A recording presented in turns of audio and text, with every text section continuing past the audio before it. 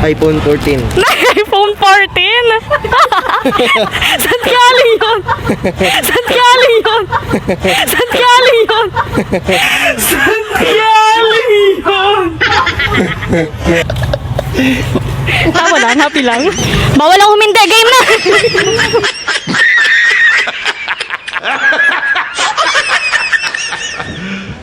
You serious? Matulog. Matulog? Hindi ka ba natutulog sa gabi? Nice.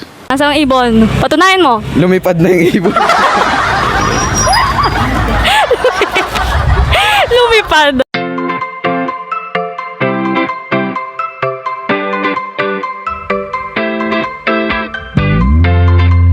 Hello there, Literate. So we are now back for another episode.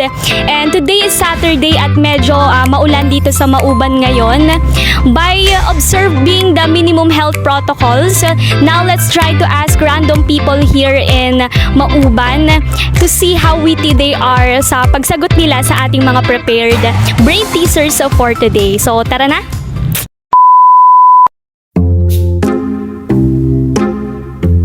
Stories na palapag o ano? Stories na kwento. Pas. Pass.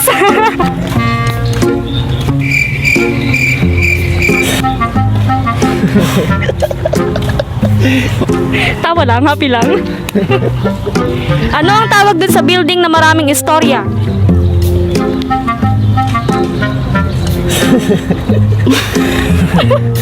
Speechless. One eternity later. Ano? Kasi Ano? Sirat na? School. Pwede. Malapit na. Hospital. Hospital? Sa galing. Iba pa? Wala na maisip. Ano siya maisip? Eiffel Tower. Eiffel Tower? Iba pa? Yung Twin Trade. Ano? Yung Twin Trade Center. Hindi ko alam yun. Nabobobo ko. 7, di ba? Okay. Iba siya mag-isip ano. Ano ba? Okay. What building has the most stories? Sirat na ba? Kung anong tamang sagot? Stories. Ano? Palapag. Ay, okay. Sorry. Stories. Kwento. Dito ba? Sa Mauban? Pwede. Ano yung building na maraming stories? Hindi ko alam. May sirit na. Anong tao ba? Parang wala, pero sa akin para mabuo ang isang building kasi binubuo siya ng isang matibay na pundasyon, kailangan meron siyang point na stories kung paano ba nabuo, yung para saan yung ganun lang. Okay. So may story kung bakit siya nabuo yung bahay. So ang sagot, what building has the most stories? Ang sagot doon ay library. Ayan. Ay, library. Ay, Mahirap ba? Ang sagot ay library. Agree ka ba? Okay. Yun. Ang sagot ay library. Agree ka ba dun, kuya? Library ang sagot? Agree ka ba dun, kuya? Okay. Ang tamang sagot ay library. Agree ka ba dun? yes, I agree. Yan, pwede. Pero maganda yung sagot niya, no?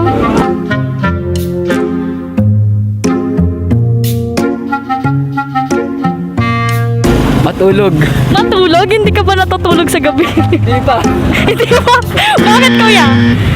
Call center. Call center? Ganun ba dyan? Gusto ko pa sanang mag-apply dyan. Di pala natutulog ang tao dyan. Umagat ka. Nag-iisip siya. Take your time.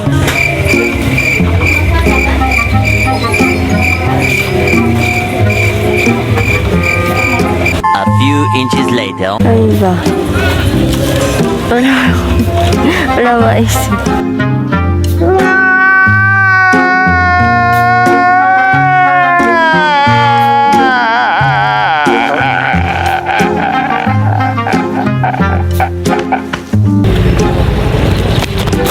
Ano? Ano ang nagagawa mo sa gabi? Ang gumising ng maagap. Ano? Anong sagot? Ng maagap. Ang gumising ng maagap, ikaw. Anong sagot? Alam mo, kaiba kami. Ang sagot nila ay ang gumising ng maagap. Sa akin na ang sagot dyan is yung ano eh, yung magpuyat sa gabi. Nice one, magpuyat. Magpuyat. Ah, very good. Tama, magpuyat.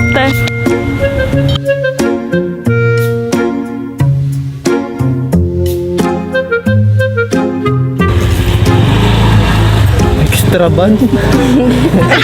Extra man? Ano yun? Sa ikalawang box, letter X.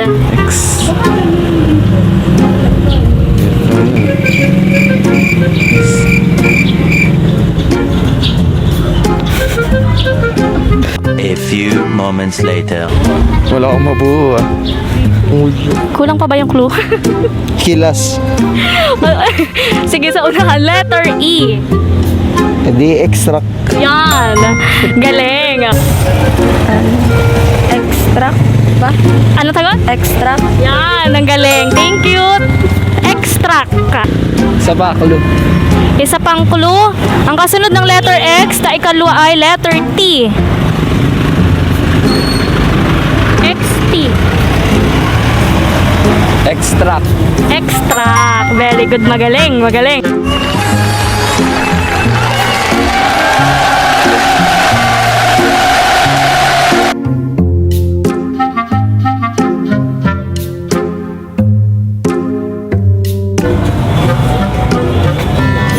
Ay, hindi ko mag-gets.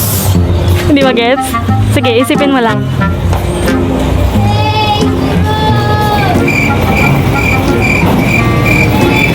Hindi ko mag-gets. Hindi na talaga niya magets. Ayan, so may apple, tas may 3.14. Siret na ba? iPhone 14. iPhone 14? Saan galing yun? Saan galing yun? Okay, okay. Apple pen. Apple pen? Apple. Malapit na, malapit na.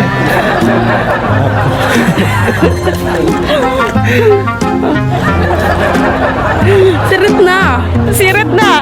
Ano sa tingin mo? Apple pie. Kasi Apple ano siya eh. pie. Yung ano ng pie.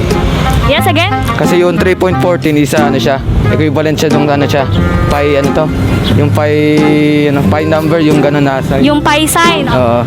Tama, magaling, magaling. Dito sa picture na to, ano yung word na pwede mong ma-formulate? Apple pie. Apple pie, galing. Matalino sa math.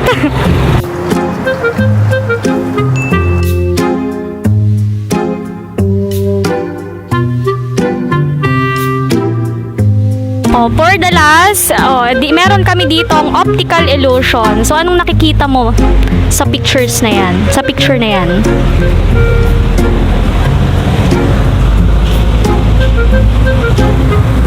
Babaeng... Ano ba? Babaeng naka-side view? At meron pang, ano pa nakikita mo? Bukod dun sa babaeng naka-side view.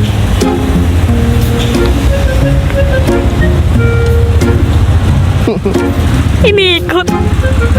One eternity later. Sirat na. Sirit ba? Ayan. Babae. Ano? Babaeng. Hindi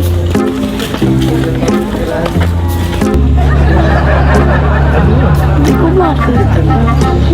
Hindi nila makita. Ang gulo ay. Magulo. Sige, hanapin mo lang kung ano makikita mo sa picture.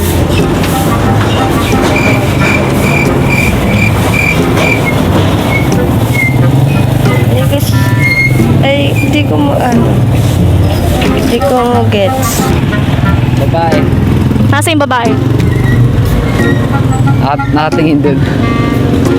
Ata.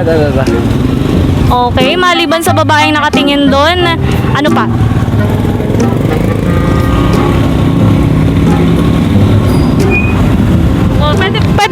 hawakan. Para pwede mo siyang iikot-ikot, wag mo lang itatapon. Ibon? Di joke lang. Dapat ko yung ibon. Bali mo tama ka. Nasaan ang ibon? Ito yung ano eh.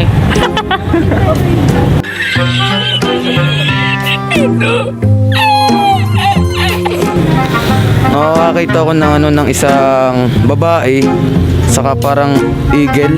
Ganun. May eagle. May eagle ba talaga dito? O sige, nasan yung babae? Ayun oh. Ayan, yung babae. At nasan yung eagle? Ano ko ito yung ano yung tuka ng eagle eh. Nasaan ang tuka? Ito yung pakpak. Sige, try natin balik ta rin. Nasaan ang ibon? Ito lang. Oh, nasaan ang ibon? Patunayan mo. Lumipad na yung ibon. Lumipad.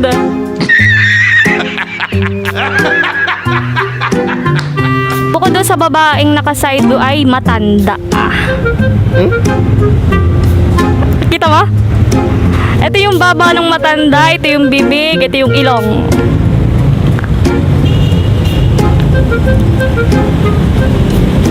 Ito yung ilong. Oo. Hindi ko pa rin. Oo nga no. Oo, di ba? Babaeng naka-side B na dalaga at matanda na ito yung ilong. Ito yung bibig, ito yung baba. Nakita nyo? Nabaliw na sila. Thank you. Dalaga, nakikita mo yung dalaga naka-side view. Tapos yung matanda na naka-side view rin. Ito yung baba niya. Ito yung baba niya, ito yung ilong, ito yung mata. Kita mo? Optical illusion. Ayan, ang tamang sagot ay, yung isa ay matanda. Ito yung baba niya, ito yung bibig, ito yung ilong, mata. Nakita mo, kuya? Matanda. Nasaan? Ito matanda. Baba, bibig, ilong, mata. Try mo siya ilayo. Nakita mo? Salamat! Tamang sagot ay matandang naka-side view. Nakikita mo ba yung matandang naka-side view? Pero babae yan. Ito yung baba, yung bibig, yung ilong, yung mata. Nakita mo? Hindi ko makita. Ano ka naman? Ay, Baba, bibig, ilong, mata. Okay. Maraming salamat.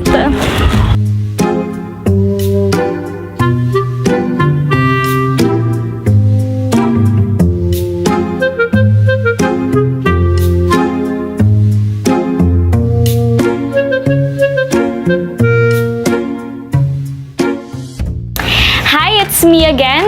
Thank you for getting along with us, witnessing how random individuals make their witty guesses, and we hope na you learned also from those tricky tests. And I'm pretty sure that as you gave it some try, you've also used your HOTS or your higher order thinking skills. Critical thinking is a term that gets thrown around a lot. You've probably heard it used throughout the years, whether it was in school, at work, or in everyday conversation. But when you stop to think about it, what exactly is critical thinking and how do you do it? Simply put, it is an act of deliberately analyzing information so that you can make better judgments and decisions. It involves using things like logic, reasoning, and creativity to draw conclusions and generally understand things better. As human, we are constantly thinking, and it's something we can't turn off. This may sound like a pretty broad definition, and that's because critical thinking is a broad skill that can be applied to so many different situations. It can help you make better decisions, become more hireable, and generally help you better understand the world around you. For now, stay tuned to our next post. Be with us for another webinar presentation to build and enhance more of your critical literacy. Goodbye for now!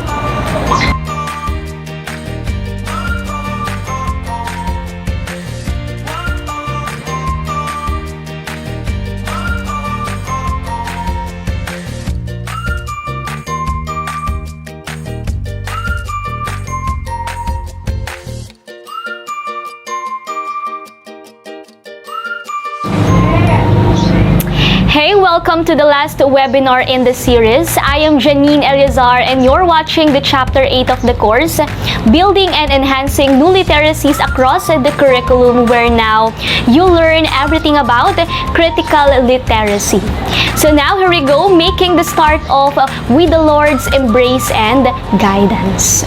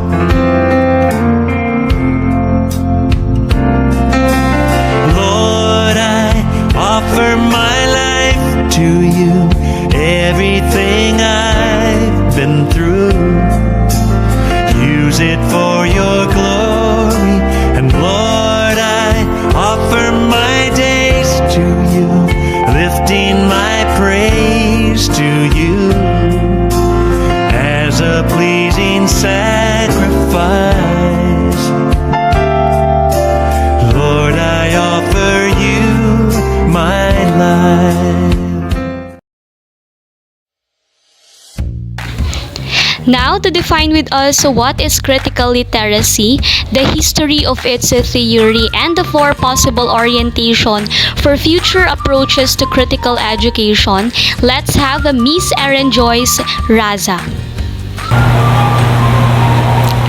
What is critical literacy? I know some of you are confused on what really its definition, so do I, but we'll be digging more about it, such as its definition and how did critical literacy started. Critical literacy is a central thinking skills that involves the questioning and examination of ideas, which requires one synthesis, analyze, interpret, evaluate, and respond to the text, read, or listen to. It is according to Melbourne 2018. Basically, critical is more of thinking outside the box. It entails to show us how we can use our mind and enhance it. It also uses text and print skills, ways that enable students to examine the politics of daily life with contemporary society, and seeks to examine the historical and contemporaneous privileging of an inclusion of groups of people and ideas from mainstream narratives. Also, it is a learning approach where students are expected to examine various texts to understand the relationship between language and the power it can hold. And it is a process of becoming aware of one's experiences relative to power relation, often realized through writing and reading. There are concepts of critical literacy, and those are the following. First, we have critical linguistic. Next is feminist theory, critical race theory, read-response theory, and cultural and media studies. Since the 1990s, critical literacy theorists have outlined emancipatory theories of learning. It's a way of guiding us on what really critical literacy is. And by those concepts, we can easily distinguish or choose what's the best option in dealing with critical thinking as we encounter it. Now, let's move on to the history of critical literacy theory. History made something more exceptional. Just like with other literacy, critical literacy has its own history as well. And by that being said, let's now tackle the history of critical literacy theory. In 1987, Prairie and Macedo published their expensive volume on literacy and critical pedagogy.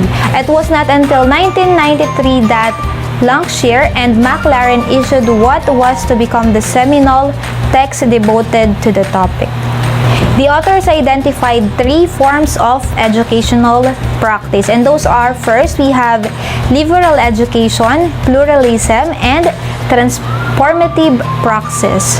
But let us first discuss the liberal education. Liberal education, it means an approach to disciplinary knowledge where intellectual freedom exists and disparate interpretations are considered. It also promotes integration across the curriculum and co-curriculum and between academic and experiential learning in order to develop specific learning outcomes that are essential for work, citizens, and life. Next to it is pluralism. There is an emphasis on reading to evaluate principles that supports a loose conception of tolerance. Pluralism is important because it aims to engage students to learn on their own, and it's about developing lessons driven by multiple cultures. It is more likely about if you want to see student the value of multicultural perspective, help them learn about other culture. And for the last, we have transformative praxis. It takes the radical potential of critical literacy into direct emancipatory action in the world. Praxis equals action, reflection, action. Don't forget that. And also we have for possible orientation for future approaches to critical education. First is we have to understand how language maintains social and political forms of domination. For letter B, we have to provide language access to dominant forms of language without compromising the integrity of non-dominant forms. And letter C, to promote a diversity which requires attention to the way that uses of language create social identities. And for letter D, to bring design perspective that emphasize the need and select from a wide range of available cultural sign systems. Thanks a lot, Miss Eren Joyce. For the next, we have Critical Literacy and the Arts and the Four Resources Model by Miss Jessa Mae Padolina. For critical literacy and the arts, the creation of artistic products by an individual and the perception and rejection upon others' artworks showcase the power of critical literacies at work within art context. Luke 2000 argues that it is the primary aim of critical literacy. For number 1, allow students to see how texts work, to construct their worlds, their cultures, and their identities in powerful, often overtly and ideological ways. For number 2, understand how they use text as social tools in ways that allows for a reconstruction of the same worlds. According to Mission and Morgan 2005, all texts produced by a culture both reflect the culture itself and the wider world in some way, and everything that critical literacy says about language and literacy as social practices that inevitably carry ideology is as true of aesthetic text as of any kinds of text. Beyond the conscious inclusion of aesthetic elements, an artist's work is imbued with particular values, attitude, and beliefs from his or her discourse, and thus meaning is made. Similarly, artworks viewed by the audience are understood through the perceiver's lens of discourse. In this sense, both the practice and understanding of art forms as being critically literate are interconnected. Lancashire and McLaren 1993 cited in Morgan 2002, critical literacy makes people a more adequate reading of the world, on the basis of which people can enter into rewriting the world into a formation in which their interests, identities, and legitimate aspirations are more fully present and present more equally. The arts, literacies, and reality dynamically link, and the understanding attained by critical reading, aesthetic texts involve perceiving the relationship between the arts, its creator, and its context. Free Body and Luke's Four Resources model, a four-tiered approach to sets of social practices necessary for critical literacy and reading instruction, can be employed by students for understanding and composing at works. It was developed to acknowledge that reading and writing practices were not exclusive but needed to be authentically and purposefully contextualized to ensure meaning was made beyond the text itself. As such, the Four Resources model emphasizes an importance on critical literacy, which involves a theoretical and practice attitude towards text and the social world.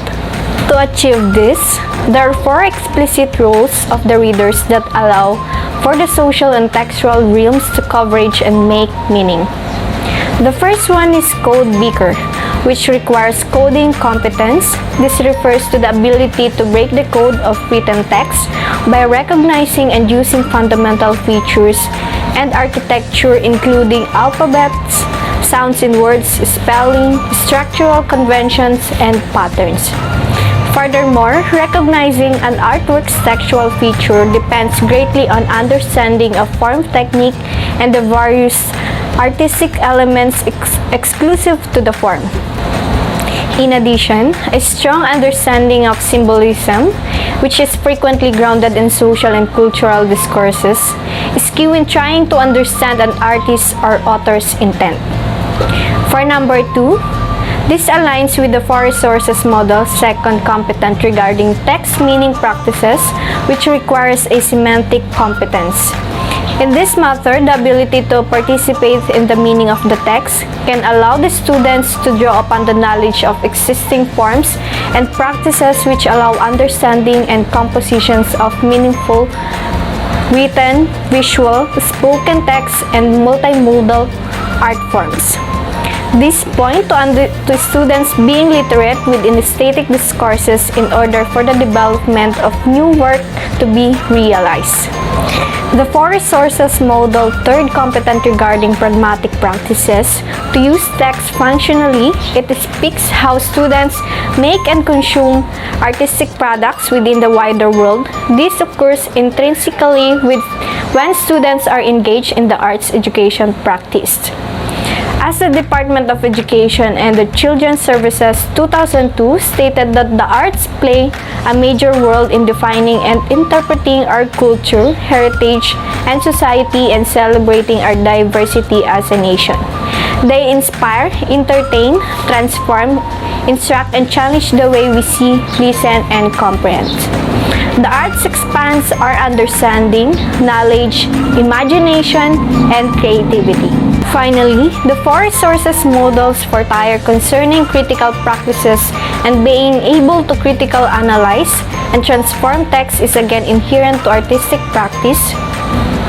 According to Ewing 2011, critical engagement through arts processes can help us to see things from a different perspective and suggest connected between different phenomena that were not previously recognized.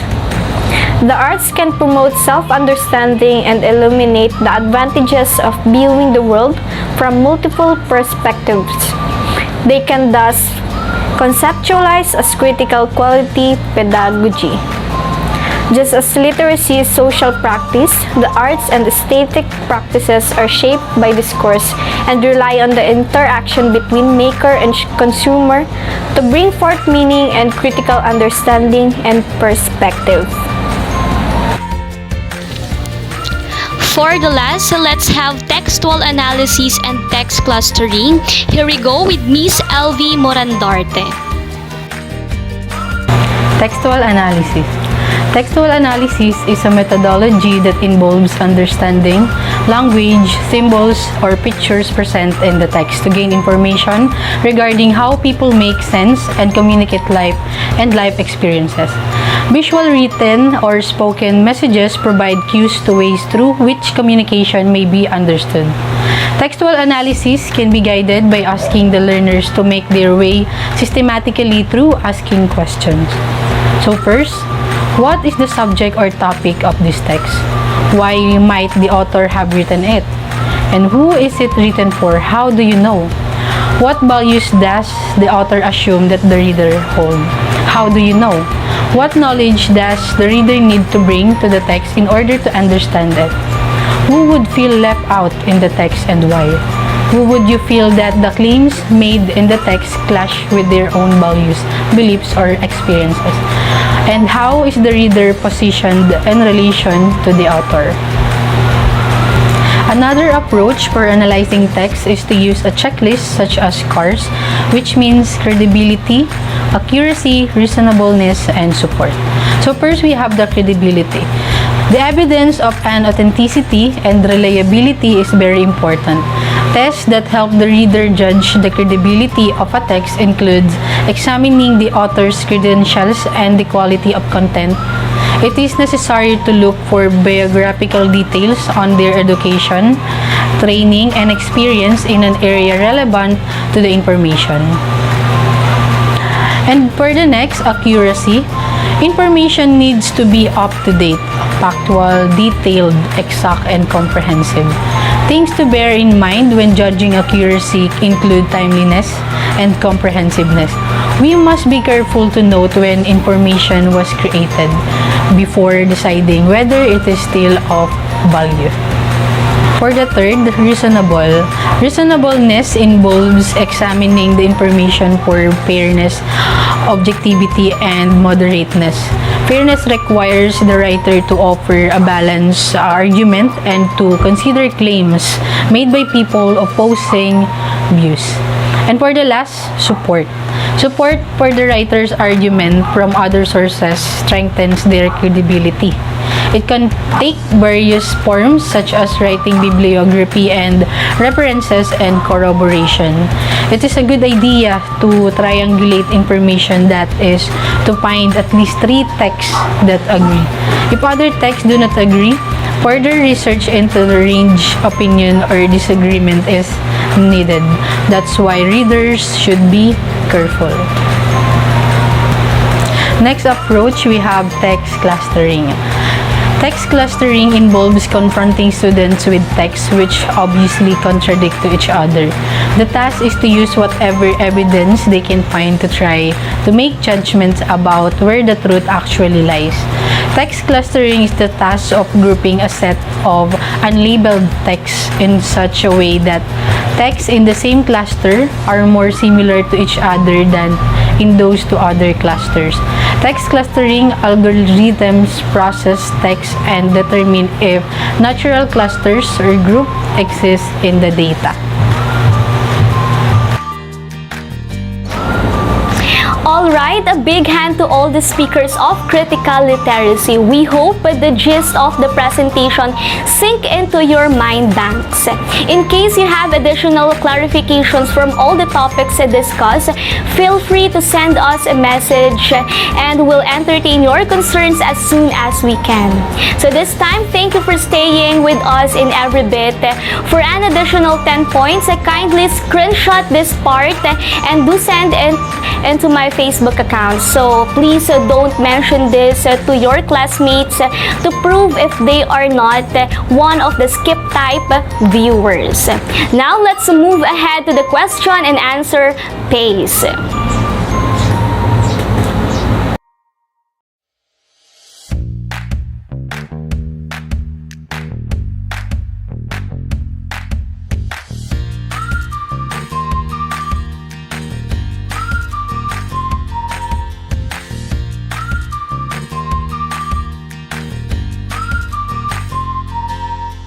Yes, of course. Action, reflection, action is applicable to practice.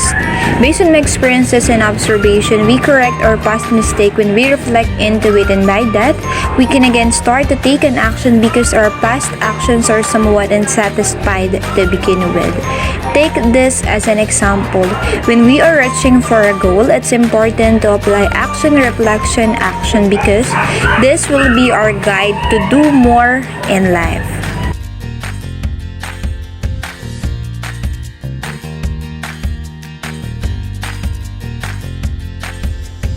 What are the examples of classroom activities that can be used to apply the aforementioned approaches? I think we can apply these 4-tiered approaches or 4 resources model on the classroom activities with this example. Number 1, speeches.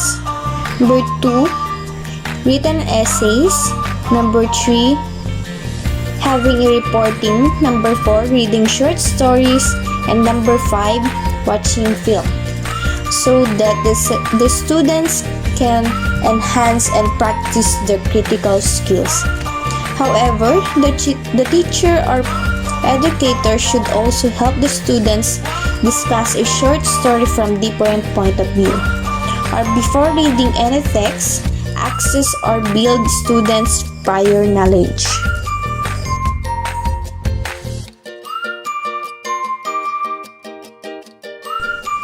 What types of knowledge and skills are taught based on the 4 resources model?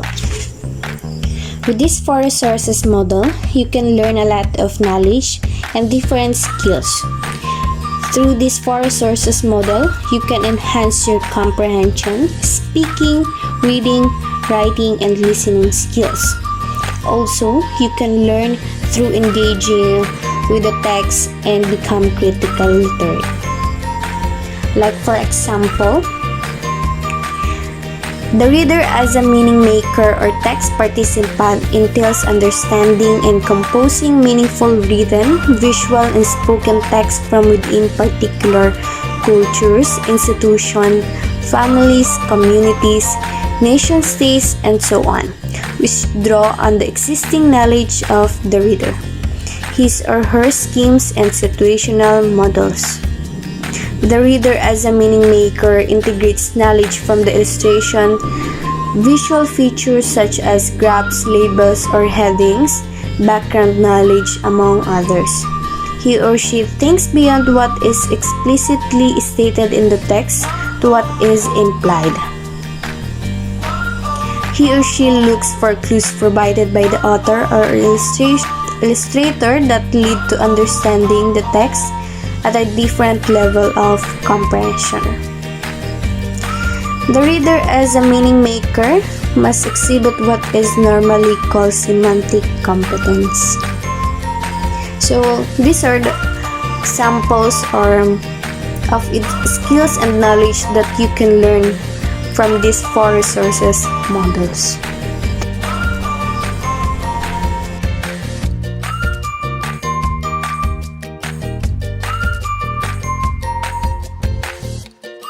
Since critical literacy is an important element in teaching pupils in our generation that enhance their thinking skills and reasoning through different approaches, I believe that textual analysis and text clustering is necessary to consider to fully analyze the text they are reading and to have a better understanding and comprehension to the text provided. By means of it, there will be a possibility to develop their critical thinking skills where they can practice as time goes by and apply in different concepts that will help them individually to be a critical literate. Congratulations everyone for reaching up at this chapter. Maybe it's the last topic for this juncture, but it doesn't signal as the end of discovery and learning. We are constantly thinking, and it's something we can't turn off. Learn better, think smarter, aim higher.